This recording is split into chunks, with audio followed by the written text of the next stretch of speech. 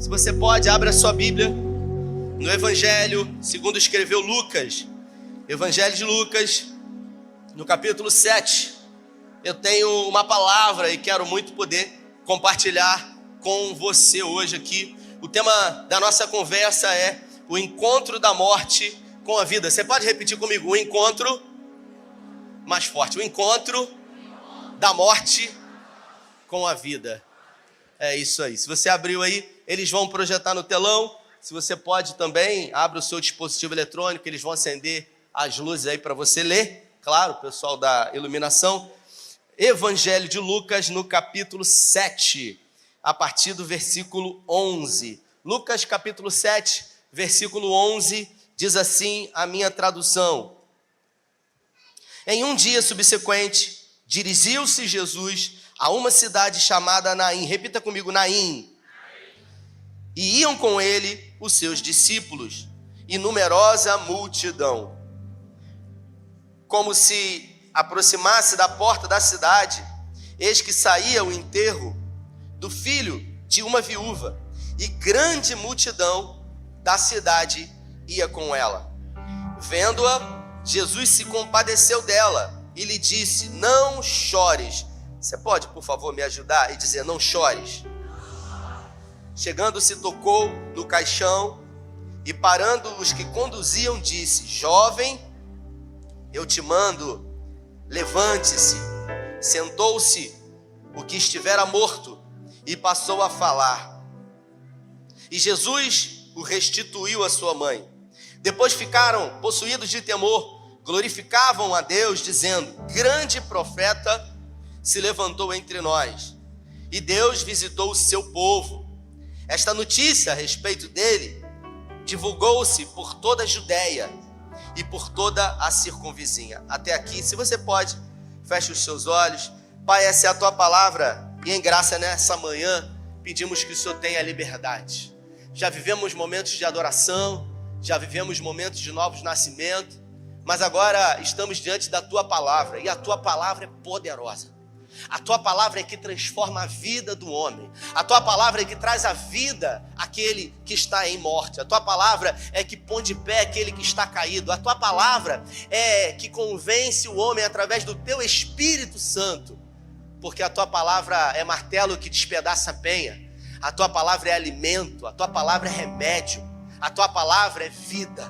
E que nessa manhã a vida nos alcance para a glória do teu nome. Em nome de Jesus. Amém. Bom, queridos, o encontro da morte com a vida, eu queria compartilhar nesses poucos minutos.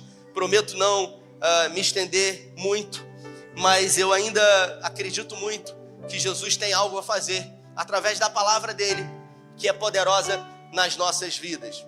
Aqui, esse texto só é descrito por Lucas, o médico, fala sobre um encontro da morte e da vida.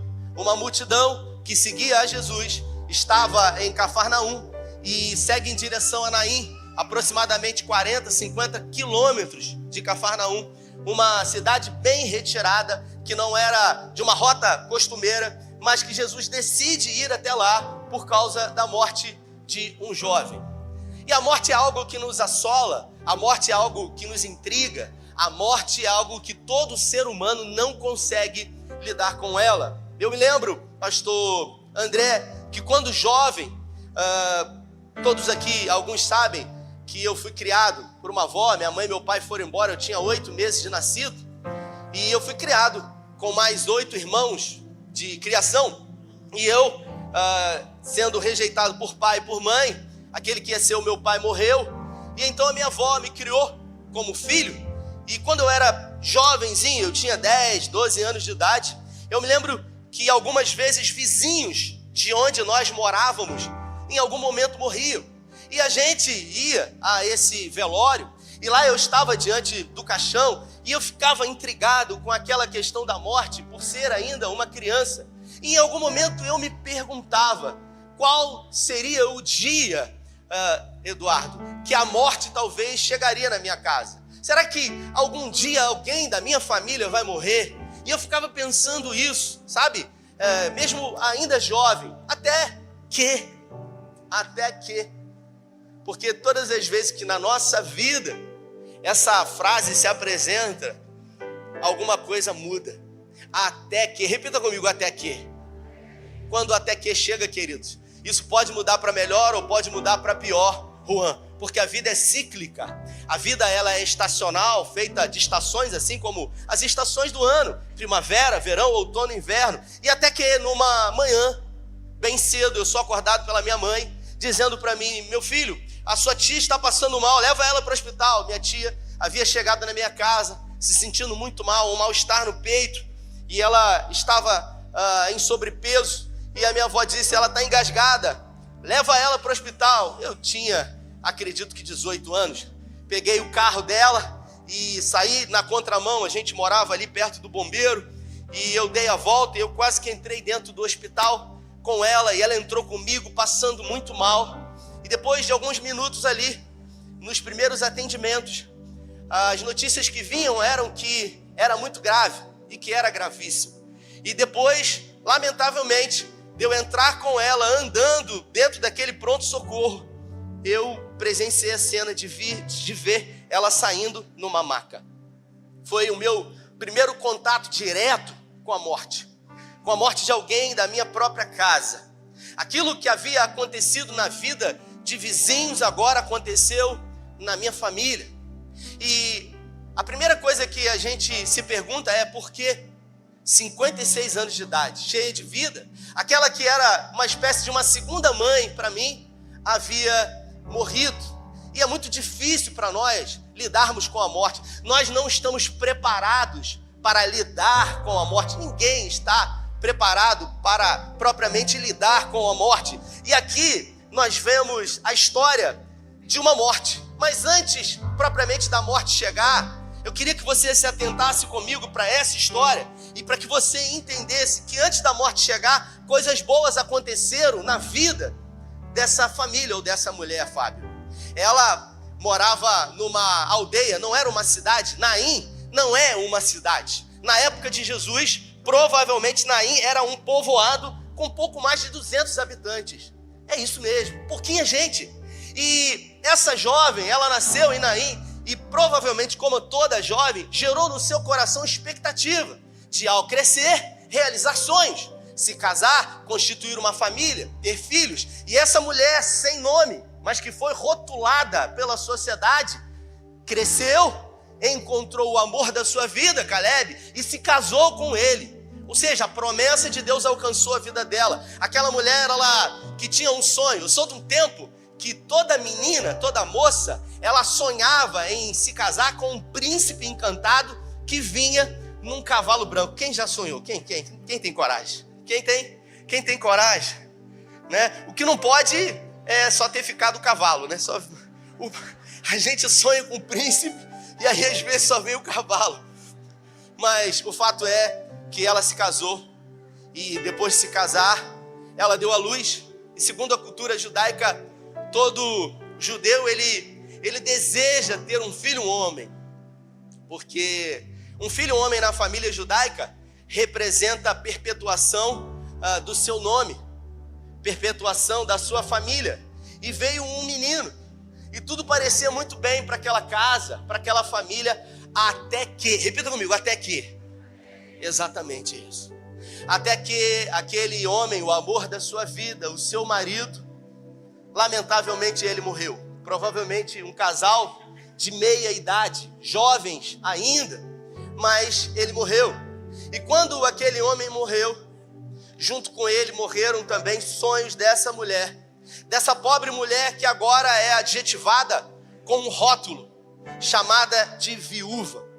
Porque a sociedade, ela é especialista em colocar em nós rótulos, adesivos.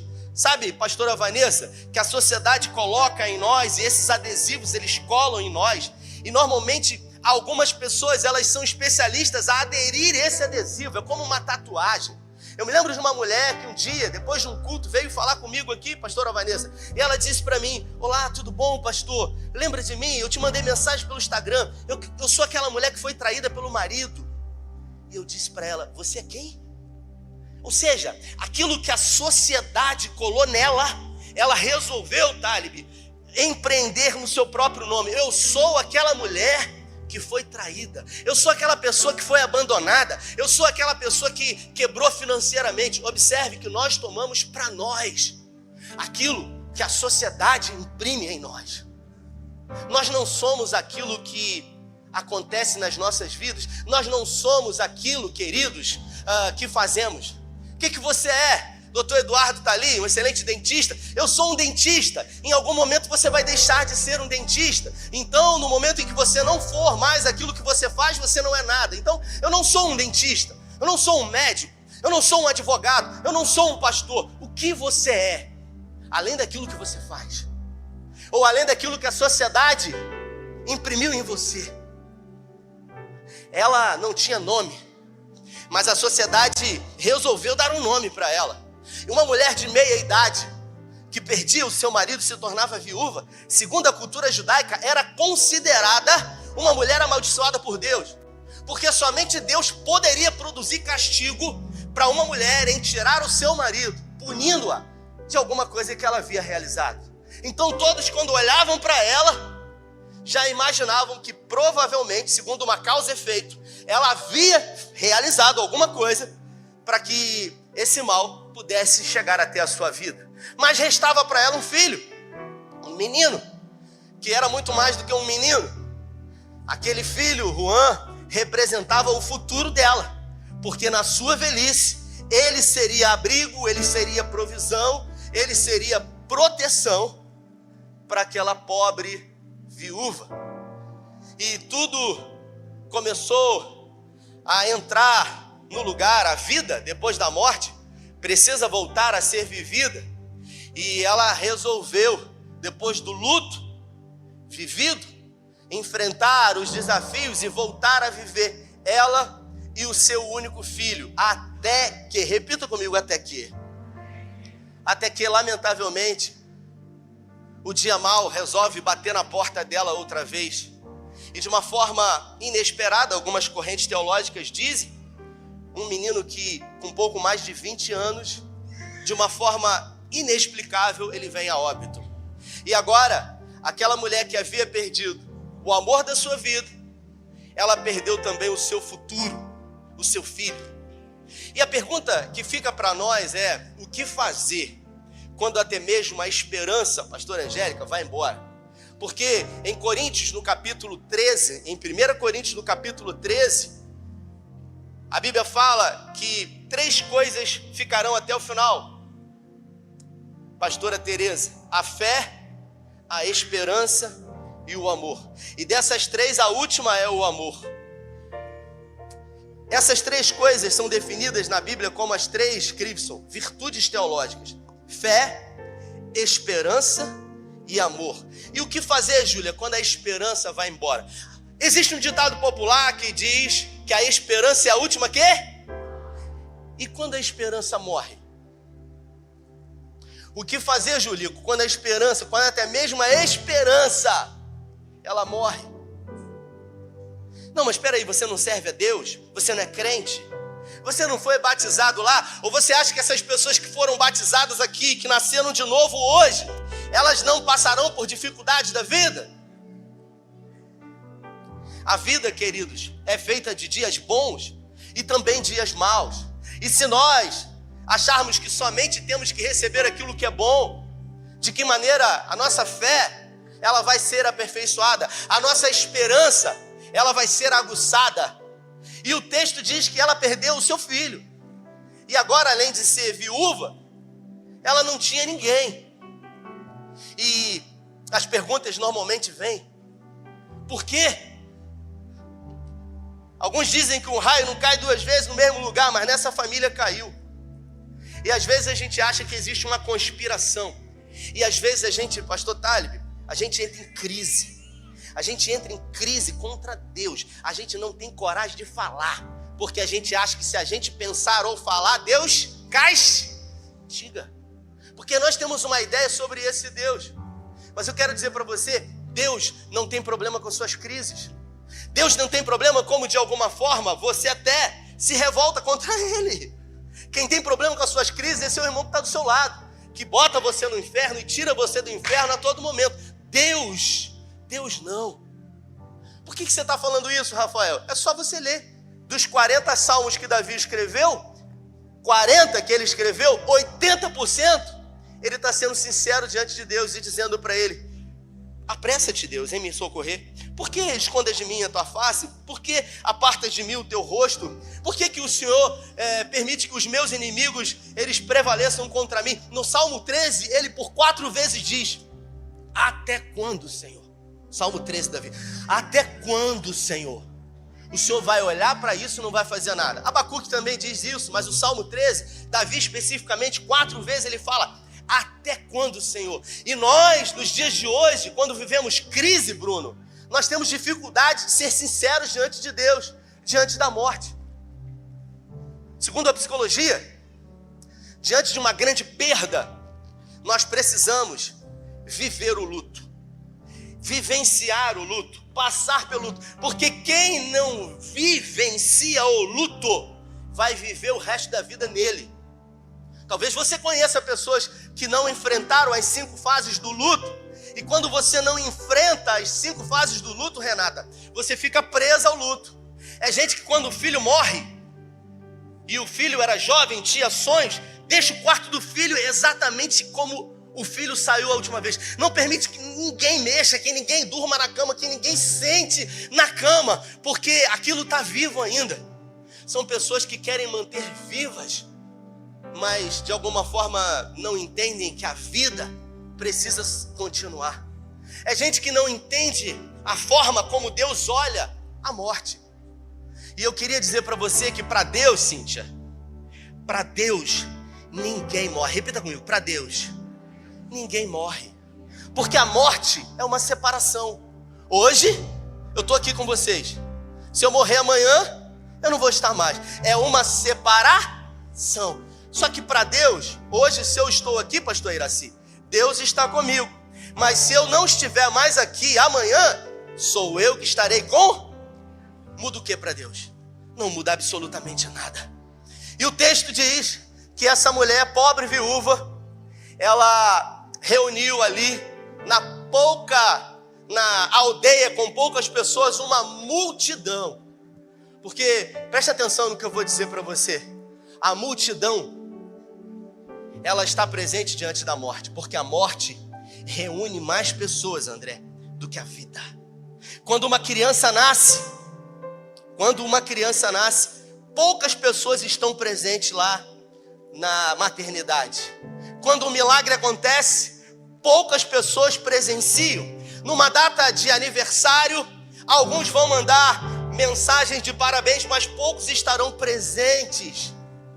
Mas quando a morte chega, uma multidão está presente, porque a morte reúne mais pessoas do que propriamente a vida. A gente precisa reavaliar sobre isso, porque a morte costuma atrair mais a nossa atenção do que propriamente o milagre da vida. Pessoas que nasceram de novo.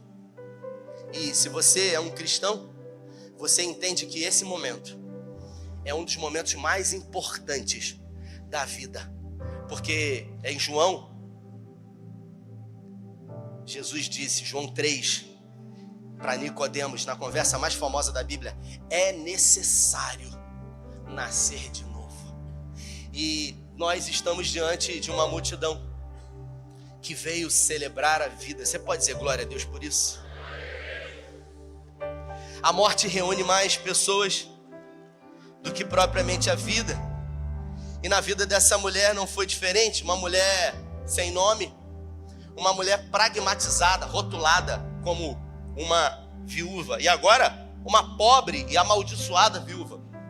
E o cortejo sai em direção ao cemitério, que diante de toda a cidade, a aldeia judaica, fica do lado de fora da cidade, não dentro da cidade. E uma multidão, como o texto diz, segue num cortejo.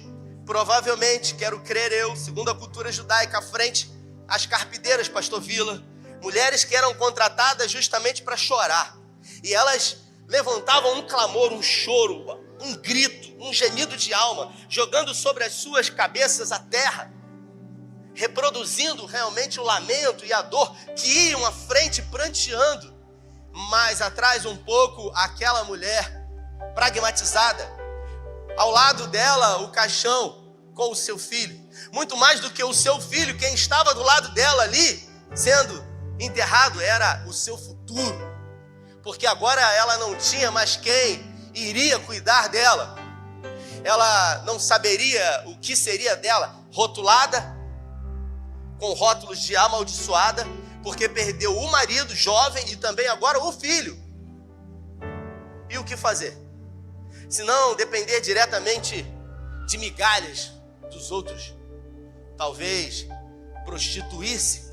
E ela segue o cortejo ao lado do seu filho, fazendo perguntas sem respostas para Deus. Por que, Senhor? E quantas são as vezes que perguntas enchem o nosso coração? A gente não tem coragem de falar isso, mas a gente pensa, e se a gente pensa, a gente sofre. A gente não tem coragem de falar porque a gente acha que Deus vai castigar, mas Deus, repita comigo, Deus não tem problema com as nossas crises, porque Ele resolveu chamar um homem segundo o coração de Deus, um modelo para nós, Davi, um camarada que quando pecou, pecou para valer mesmo, mas quando se arrependeu também, com a mesma intensidade. E o cortejo sai em direção ao cemitério. Só que se a morte atrai uma multidão, a vida também. E você hoje está aqui porque foi atraído para a vida, para a glória do Senhor, amém? O texto diz que Jesus estava provavelmente na Judéia. Ele havia realizado um milagre de um servo, de um centurião. Ele estava enfermo e o próprio centurião, ele testifica uma grande fé, dizendo, só não precisa ir lá, basta uma palavra tua. E Jesus se surpreende com a fé dele, mas nesse momento, depois de realizar esse milagre, Jesus resolve ir para Naim.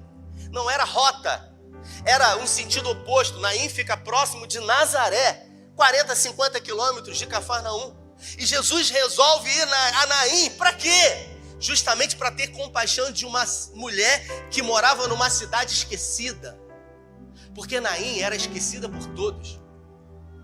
Ninguém queria ir em Naim. Nem os pregadores, André, da época, gostavam de pregar em Naim, porque Naim não trazia público para ninguém. Naim não tinha aeroporto.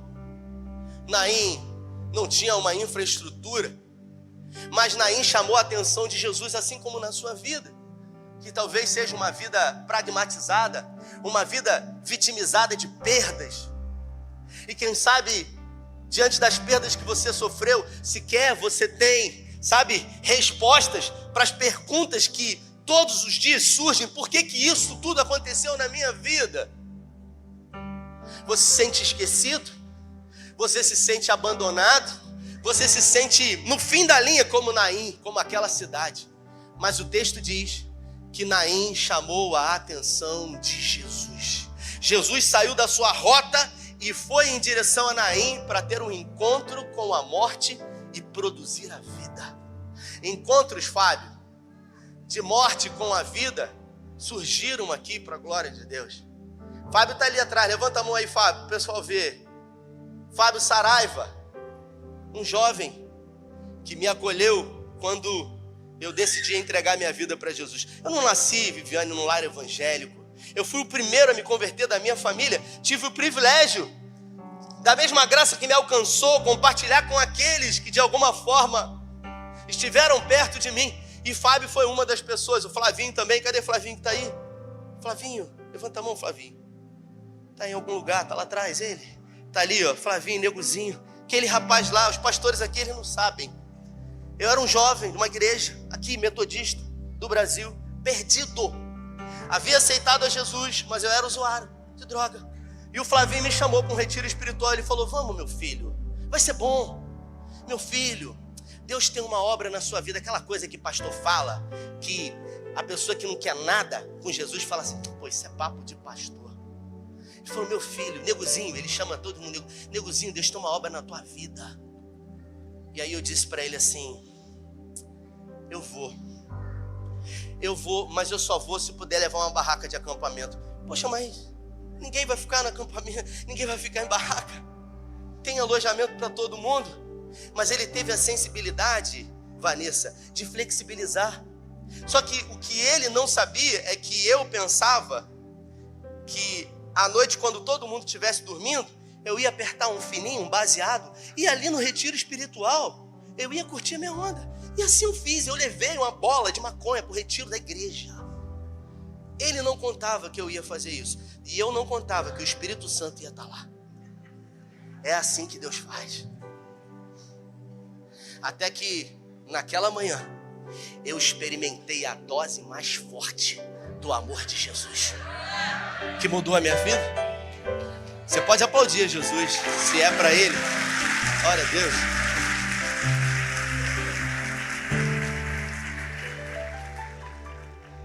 E aquela mulher, em direção ao sepultamento do seu filho, não faz ideia quem vem ao seu encontro. Jesus com os seus discípulos e também uma grande multidão. E agora a multidão da morte se encontra com a multidão da vida.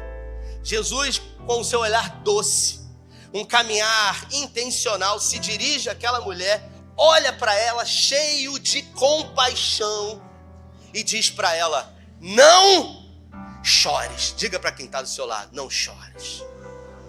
Queridos, escute o que eu vou dizer para você. Só Jesus, André, tem o poder de dizer para alguém não chorar. Nós não temos o poder de dizer para ninguém não chorar, porque vivemos num tempo onde a gente sequer pode chorar. Eu já vivi experiências em velórios que você não faz ideia, Cíntia, de pessoas dizendo para outras pessoas: não chore. Tem um velório que eu nunca mais esqueci, nunca mais me esqueci, pastor. Uma mulher, uma jovem senhora que havia perdido seu filho, e como pastores que somos, fazemos velórios de pessoas às vezes que nem conhecemos. É alguém que é parente de alguém da igreja. Eu fui, e antes de chegar lá eu perguntei quem é a pessoa. Não, foi um rapaz jovem que morreu, a família vai estar lá. E quando eu cheguei lá, a mãe estava desesperada, contra a ordem natural, assim como essa viúva. Contra a ordem natural, uma mãe enterrar um filho, porque a ordem natural da vida são os filhos enterrarem os pais. E ela estava inconsolável lá, sentada numa poltrona, cercada de algumas filhas. De repente eu esperei, alguém me disse: ó, aquela lá que é a mãe, perdeu o filho tão jovem. E ela estava inconsolável. E tinha uma senhora na minha frente. Eu aprendi com isso, Carlinha, quando a gente não tem o que falar, não fale nada. A gente sempre acha que a gente tem que falar alguma coisa. E normalmente quando alguém que você conhece ou o parente de alguém que você conhece morre, você fica com um sentimento de: pô, eu não sei nem o que falar, eu não sei o que lidar com isso. Você não precisa dizer nada. Você só precisa estar lá, porque a sua presença vai representar tudo o que essa pessoa precisa. E aí quando eu cheguei, essa senhora na minha frente, Michele, disse: não chore. Até aí já estava ruim, mas podia piorar. E ela disse: Deus tem um propósito nisso. A mulher que perdeu o filho disse: mas precisava matar meu filho para cumprir o propósito dele? Eu que estava atrás pensei: toma, bem feito. Deus não precisa que nada ruim aconteça na sua vida para que os planos dele aconteçam. Deus é soberano, faz o que quer, a hora que quer, com quem ele quer. Então a gente vive numa sociedade onde as igrejas colocam placas dizendo: pare de sofrer.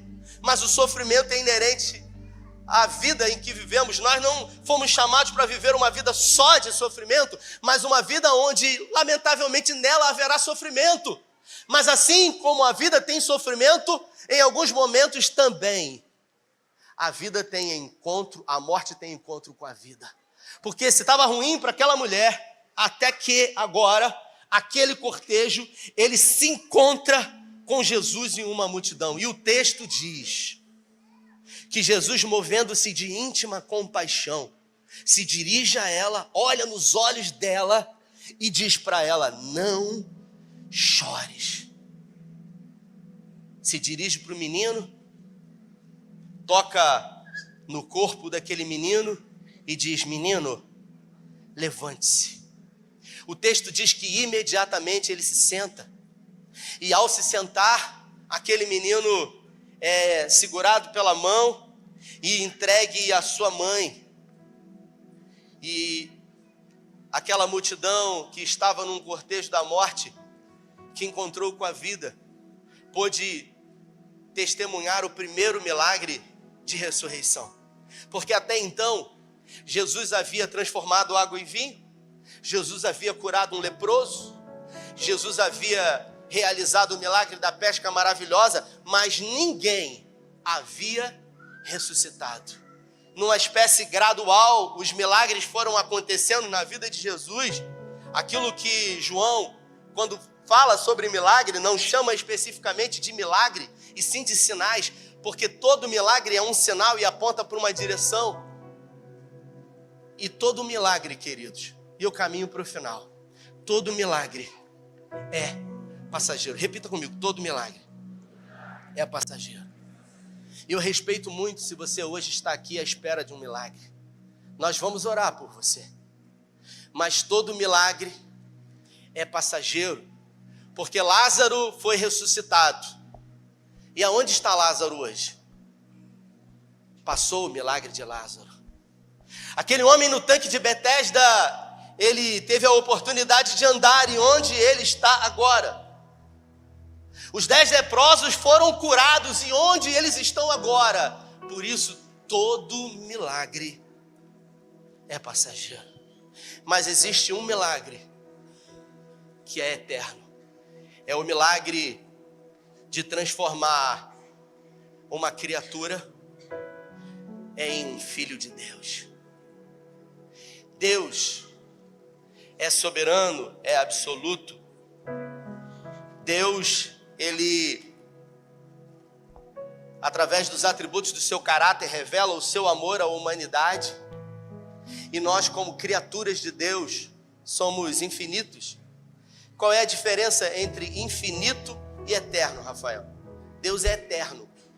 E o que é eterno? Eterno é aquilo que não tem início e não tem fim. Infinito é aquilo que tem início, mas não tem fim. E soprou em nossas narinas e fez alma vivente. A partir do momento em que você foi concebido, gerado, deu-se início à sua vida. Mas você não terá mais fim. Ou em morte eterna, ou em vida eterna com o Senhor. Aquela mulher, ela desfrutou de um grande milagre. Por quê? Porque ela orou pedindo? Não.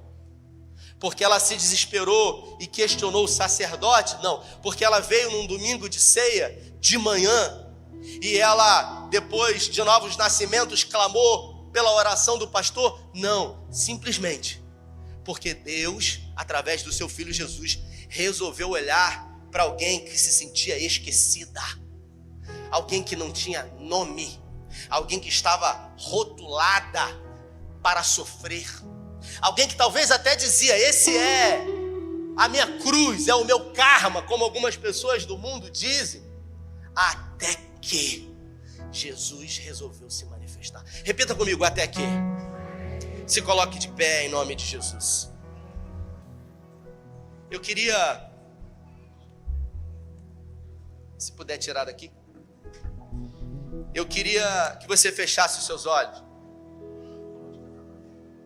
Precioso Jesus. E diante dessa palavra, do encontro da morte com a vida, talvez você chegou aqui nessa manhã e você foi muito mexido e mexida diante de uma celebração de vida que você viu. Quem sabe no seu coração você até gerou expectativa de viver isso. Você disse: poxa, eu queria tanto estar ali hoje, sendo batizado. Eu queria tanto experimentar disso que as pessoas estão experimentando. Talvez você tenha dificuldade de acreditar. O ateu, ele afirma que ele não acredita na existência de Deus. O agnóstico é aquele que queria acreditar. mas lhe faltam elementos, sabe? Eu queria acreditar, mas para mim é tudo tão difícil, porque eu tenho alguns questionamentos como o paradoxo de Epicuro, porque eu não consigo compreender, porque se Deus é bom, por que tanta gente sofre? Ou ele é bom e não é todo poderoso, ou ele é todo poderoso e não é bom. Esse é o paradoxo de Epicuro, um filósofo grego. Mas na verdade Deus, ele é bom quando coisas boas e quando coisas ruins acontecem. Por quê? Porque aquilo que nós nominamos como coisas ruins, nominamos segundo uma ótica temporal. Aquilo que conhecemos é um pouco do passado, um pouco do presente e nada do... Repita, futuro. Fala, futuro. Então repita comigo, o futuro. Mais forte, o futuro está pronto. Me permita me usar como exemplo. Com 3 anos de idade, eu fui abandonado, pai e mãe. No mesmo ano, aquele que seria o meu pai morreu. Eu nunca na vida chamei ninguém de pai, nunca na vida chamei ninguém de mãe. Na minha adolescência, eu comecei a usar drogas por causa da ausência. Numa crise que eu entrei por achar que Deus não existia, e se existisse me odiava, porque não me deu nem um pai e uma mãe. Então, eu poderia criar um reducionismo e dizer, Deus não existe, me revoltar.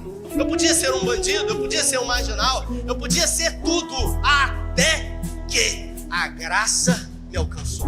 Então hoje, como um pastor, alguém que de alguma forma contribui um pouquinho para aquilo que Jesus está fazendo na vida de outras pessoas, eu olho para trás e entendo que nem tudo que aconteceu na minha vida foi o propósito de Deus, mas Deus usou tudo para um propósito dele.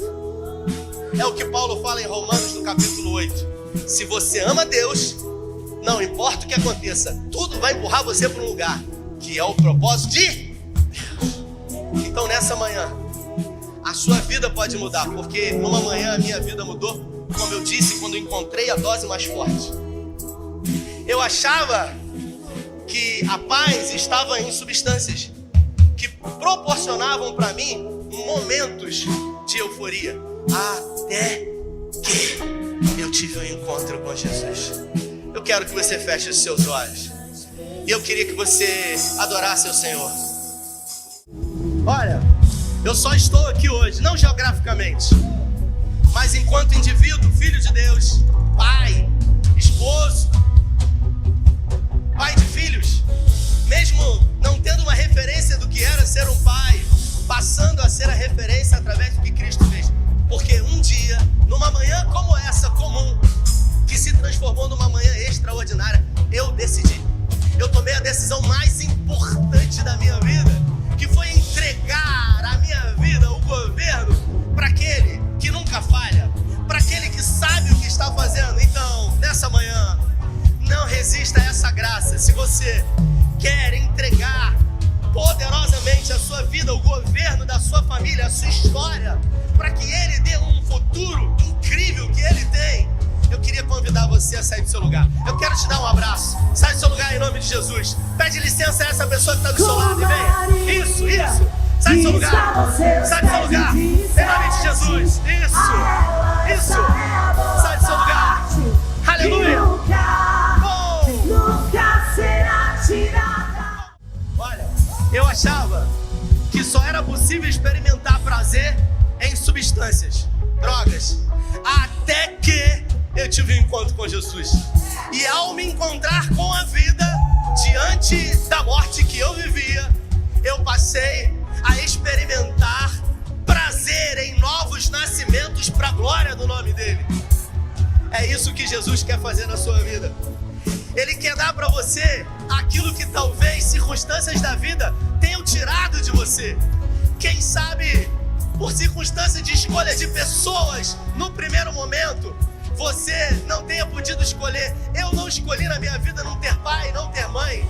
Tem momentos que nós não podemos escolher até que a gente cresce. E a gente pode escolher as coisas que nós vamos decidir. E eu escolhi por Jesus. E eu aprendi que pessoas inteligentes, elas sempre vão escolher por Jesus. Porque Jesus, ele nunca vai nos olhar com um olhar de condenação, de acusação, mas sempre com um olhar de compaixão. Jesus, ele não tem pena dos seus filhos. Deus não tem pena, porque pena é um sentimento humano. Quando ele olha para um homem pecador, numa vida de pecado, ele sabe aquilo que ele pode transformar no nome dele.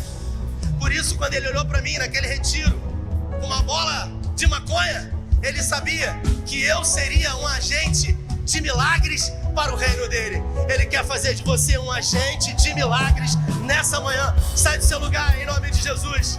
Pede licença à pessoa que está do seu lado e diz: dá licença, eu não posso resistir a esse amor, eu não posso resistir a essa graça, porque essa manhã é uma manhã de festa no céu. 1, 2, sai do seu lugar. 3, sai do seu lugar em nome de Jesus. Isso, vamos. Estenda a sua mão para cá. Você que está aqui na frente, você vai repetir comigo: Senhor Jesus, bem forte, mais forte. Senhor Jesus, nessa manhã eu te recebo como meu mais do que suficiente Salvador. Fala assim: muda minha história, me dê um futuro incrível, no nome de Jesus. Estenda a sua mão para cá. Pai, é no nome de Jesus que nós declaramos sobre a vida de homens e mulheres que decidiram voluntariamente entregar ao governo a história, que tiveram um encontro hoje da morte com a vida. Eu declaro um futuro novo, eu declaro novos dias, eu declaro uma nova história, eu declaro um novo tempo, um novo ciclo, uma nova fase. Eu declaro, por mais que eles já tenham vivido muito até aqui, profeticamente, diante da tua igreja, na tua presença, eu declaro que os melhores dias comecem a partir de agora. Emocionalmente, espiritualmente, a nível relacional, no casamento, na relação com os filhos, financeiramente, eu declaro os melhores dias na sua vida. E eu declaro em nome do Pai, em nome do Filho e em nome do Espírito Santo. Você pode aplaudir ao Senhor? Aleluia.